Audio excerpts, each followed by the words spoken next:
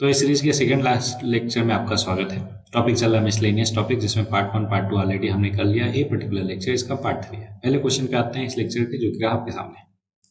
Which of the following are the natural port of India. तो देखो, दो type के पोर्ट होते हैं, नेचुरल और आर्टिफिशियल। बाकी भी टाइप के पोर्ट देखेंगे, डोंट वरी। यहाँ पे नेचुरल और आर्टिफिशियल की बात करें तो चेन्नई क्या है, artificial. Cochin natural.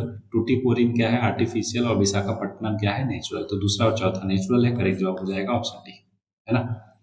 Natural port जो है, डीप वाटर पोर्ट बोलते हैं उनको भी। उनको आर दोज जो नेचुरली फॉर्म किए जाते हैं, फॉर्म होते हैं और ऑफर करते हैं sufficient depth to accommodate large vessels without extensive artificial dredging या फिर कंस्ट्रक्शन। आर्टिफिशियल पोर्ट आपको पता है आर्टिफिशियली बनाए जाते हैं। और अभी टाइप ऑफ पोर्ट आएगा, डोंट वरी, वो बताऊंगा मैं। Which of the following is a specific example of outport. Outport का मतलब क्या होता है, वो किसी मेजर पोर्ट को सपोर्ट करने के लिए बनाया जाता है। तो करेक्ट जवाब है हल्दिया पोर्ट, जो कि कोलकाता पोर्ट को सपोर्ट करने के लिए बनाया गया है। आउटपोर्ट कहा जाता है ना। हल्दिया पोर्ट जो है officially known as Haldia dock complex, located at Confluence of हल्दी रिवर और हुगली रिवर, और सर्व करता है secondary port to support the trade activities of Kolkata port trust. अब टाइप ऑफ पोर्ट मैंने बताया था ऊपर की, समझाएंगे, इधर है।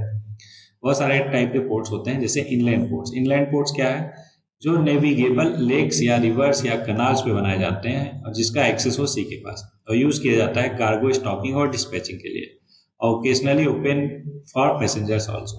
फिशिंग पोर्ट की बात करें तो नाम से ही लग रहा है, यूज किया जाता है रिक्रिएशनल या फिर एस्थेटिक पर्पस के लिए। कैन बी आइदर इनलैंड या फिर सी पोर्ट्स। इनलैंड क्या होता है, ऊपर बता ही दिया है ना। सी पोर्ट्स क्या होता है आपको पता है, जिसका एक्सेस डायरेक्टली सी के पास, सी से हो। Associated with the commercial fishing sector. Dry port का मतलब आपको पता है कि वहां पर इसलिए बनाया जाता है, inland terminals connected to sea ports by road या फिर रेल, है ना। उसको रोड या रेल से कनेक्ट करते हैं सी पोर्ट से। यूज किया जाता है ट्रांसशिपमेंट टू इनलैंड डेस्टिनेशन और equipped for efficient cargo clearance. Sea port की बात किया जाए तो common for commercial shipping world wide, accommodated small to large vessel. इसको डिवाइड किया गया है cruise port, port of call और कार्गो पोर्ट। क्या होते हैं समझते हैं। क्रूज पोर्ट जो है वो स्पेशलाइज्ड है क्रूज शिप एक्टिविटीज के लिए। पोर्ट ऑफ कॉल का मतलब हुआ ब्रीफ स्टॉप फॉर मेंटेनेंस या फिर पैसेंजर इम्बार्केशन। कार्गो पोर्ट जो है हैंडल करता है specific type of cargo with varying facilities. अगला है the most populated desert in the world. पूरी दुनिया में सबसे ज्यादा पॉपुलेशन कौन से डेजर्ट में रहती है, चारों में। करेक्ट जवाब है अपने इंडिया का थार डेजर्ट जो है, वहां पे लगभग 1.5 करोड़ लोग जो है रहते हैं। और पॉपुलेशन डेंसिटी की बात करें तो 83% पर स्क्वायर किलोमीटर है।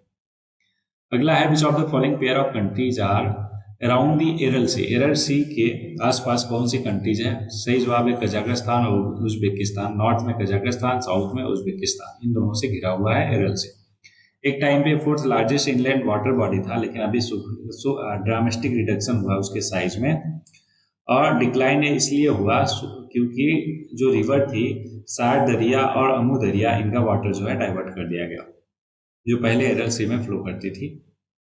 अगला है highest share in power generation in India किसका है। तो करेक्ट जवाब है थर्मल पावर प्लांट का, जिसमें 85% है ना कोल यूज होता है। और इससे थर्मल पावर प्लांट से लगभग 65% इलेक्ट्रिसिटी जनरेट होती है हमारे इंडिया का, है ना। कोल बेस्ड पावर प्लांट मतलब थर्मल पावर प्लांट 3 टाइप के होते हैं, कोल बेस्ड, गैस बेस्ड और लिक्विड फ्यूल, है ना। और इनसे कितना एनर्जी जनरेट होता है इसका वैल्यू गिवन है। परसेंटेज वाइज बस ध्यान रखो कि मोर देन 65% इलेक्ट्रिसिटी जो है थर्मल पावर प्लांट से जनरेट होती है, जिसमें 85% कोल से होती है। मतलब ये कितना है, लगभग 85%। बाकी दोनों मिला के 15%। हाइड्रो पावर और न्यूक्लियर पावर की बात किया जाए तो 3% जो है टोटल एनर्जी हाइड्रो इलेक्ट्रिसिटी से जनरेट, हाइड्रो पावर से जनरेट किया जाता है। और कोयना हाइड्रो इलेक्ट्रिक प्रोजेक्ट जो है बिगेस्ट है हाइड्रो पावर के मामले में। न्यूक्लियर पावर प्लांट की बात किया जाए तो टोटल 7 पावर प्लांट्स है ना। 2013 की रिपोर्ट के अकॉर्डिंग थोरियम और यूरेनियम यूज किया जाता है, आपको पता ही है ना। आगे बढ़ते हैं नेक्स्ट क्वेश्चन में। विच वन ऑफ द फॉलोइंग एक टेम्परेट डेजर्ट है। क्या टेम्परेट, तो अरेबियन सी, एटाकामा। एटाकामा कहाँ पे है, साउथ अमेरिका कॉन्टिनेंट में है। कालाहारी और पेटागोनिया भी किधर है, साउथ अमेरिका में, है ना। तो पेटागोनिया को छोड़ के बाकी तीनों के तीनों किसमें अलाई करते हैं, ट्रॉपिकल रीजन में। लेकिन पेटागोनिया डेजर्ट टेम्परेट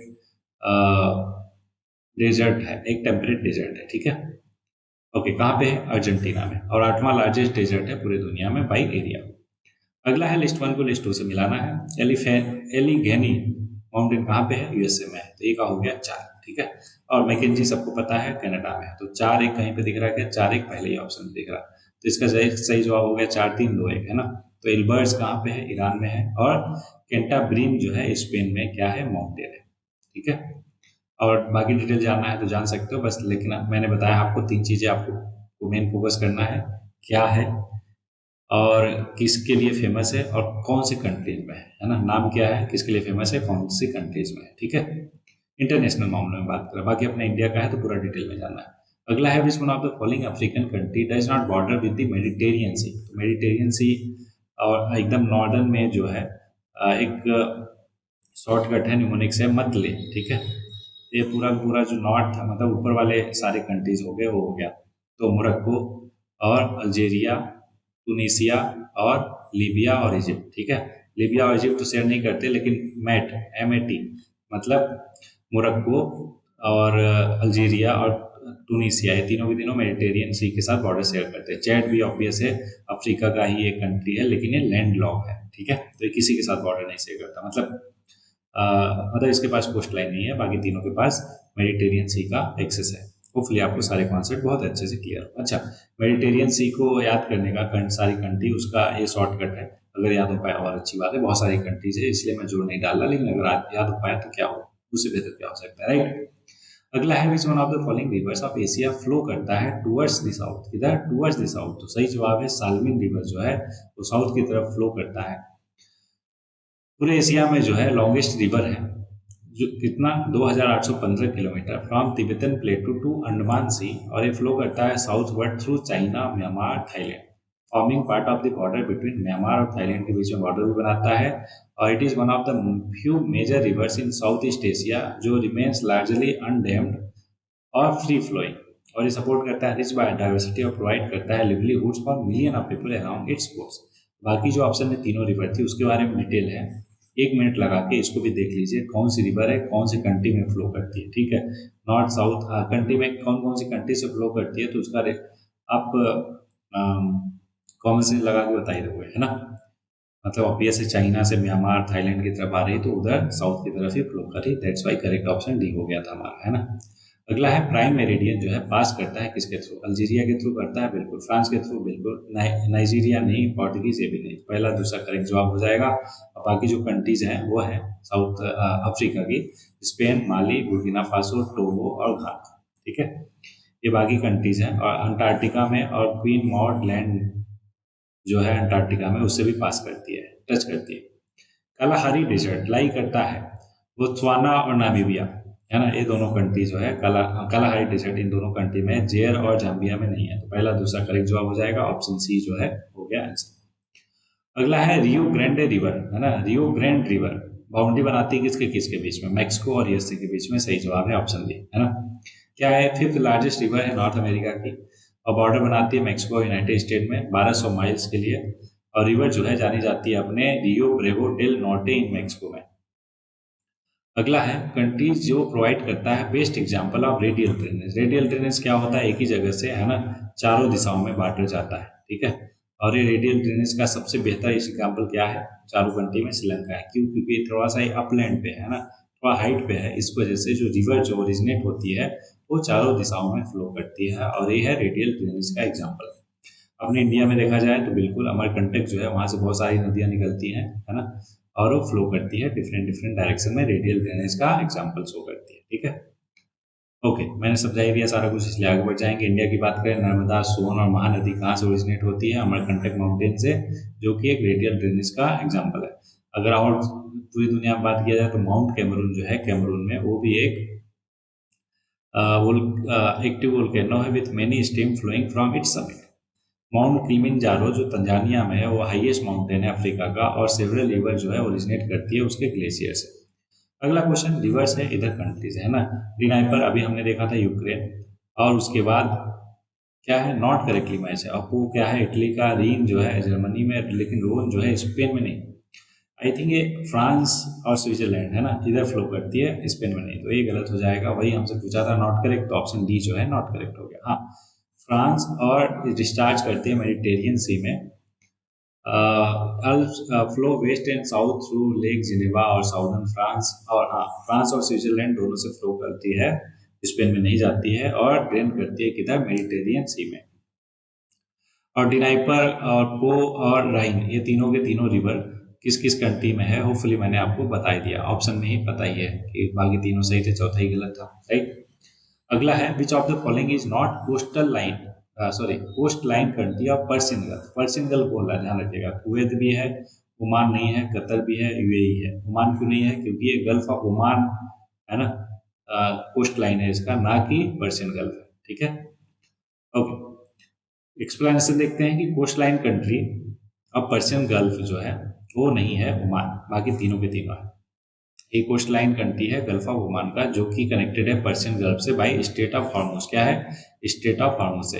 कंट्री जो बॉर्डर करती है पर्शियन गल्फ को, कौन कौन सा है, Bahrain, Iran, Iraq, Kuwait, Qatar, Saudi Arabia और यूएई। अगला क्वेश्चन आपके सामने है, which of the following statements is not true regarding the Atacama.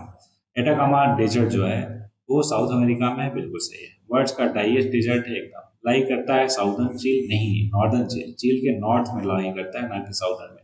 Rich reserve of nitrate है, बिल्कुल। तो हमसे क्या पूछा था, नॉट ट्रू। तो नॉट ट्रू कौन सा हो जाएगा, ऑप्शन सी। क्या, ये नॉर्दर्न चील में लाई करती है, ना कि साउदर्न चील में, ठीक है।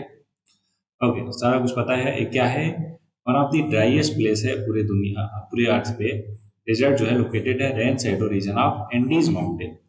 कोल्ड वाटर और ड्राई एयर जो आता है with Humboldt current are also partially responsible है इसके फॉर्मेशन में, किसके, एटाकामा डेजर्ट के, ठीक है। बाकी तीसरा इनकरेक्ट है, मैंने बता ही दिया, क्योंकि ये नॉर्थ में लाई करता है, किसके, चील के, ठीक है। और चौथा करेक्ट है, पता ही है आपको। बस इसी के साथ इस लेक्चर में इतना ही है ना। आज के लिए कोट है कि always go to far because that's the where you will find the truth. हमेशा क्या करो, अंत तक जाओ, है ना। क्योंकि जब तक आप अपनी प्रिपरेशन के अंतिम पड़ाव तक नहीं पहुंचते हो ना, तब तक आप सक्सेस का, ट्रूथ का, है ना, रियलिटी का स्वाद नहीं सकते हो। इसलिए कोई भी काम करो तो उसके एकदम अंत तक जाओ, है ना। एकदम एक्सट्रीम लेवल पे तैयारी करो, या फिर एकदम एक्सट्रीम लेवल पे खेलो, कोई भी चीज़ कर रहे हो तो इस कोट का ये मतलब है। होपफुली आपको समझ आया होगा और मज़ा भी आया होगा। साथ में ये लेक्चर सारा कुछ क्लियर भी होगा। इन्हीं शब्दों के साथ इस लेक्चर में इतना ही। मिलते हैं नेक्स्ट लेक्चर में, तब तक के लिए पढ़ते रहिए, आगे बढ़ते रहिए।